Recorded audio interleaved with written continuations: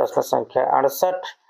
अनामिका काव्य संग्रह का प्रकाशन हुआ सन 1923 ईस्वी, सन 1986 ईस्वी, सन 1935 ईस्वी, सन 1916 ईस्वी।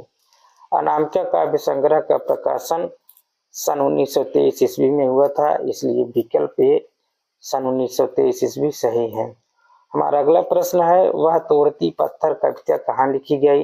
कानपुर, उन्नाव, इलाहाबाद, डलमऊ। वह तोड़ती पत्थर कविता इलाहाबाद में लिखी गई, इसलिए विकल्प सी इलाहाबाद सही है। हमारा अगला प्रश्न है प्रश्न संख्या 70।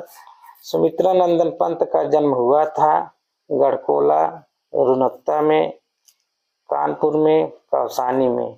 सुमित्रा नंदन पंत का जन्म कौसानी में हुआ था, इसलिए विकल्प डी कौसानी सही है। हमारा अगला प्रश्न है, सुमित्रा नंदन पंत का वास्तविक नाम था कलाधर गोसाई दत्त सूरजकांत झारखंडी। सुमित्रा नंदन पंत का वास्तविक नाम था गोसाई दत्त, इसलिए विकल्प बी गोसाई दत्त सही है। हमारा अगला प्रश्न है, मौन निमंत्रण कविता के रचनाकार हैं पंत, निराला, प्रसाद, भारतेंदु। मौन निमंत्रण कविता के रचनाकार हैं पंत, इसलिए विकल्प ए पंत सही है। हमारा अगला प्रश्न है, सुमित्रा नंदन पंत की प्रथम कविता है मौन निमंत्रण, नदी के द्वीप, तंबाकू का धुआं, यह धरती कितना देती है।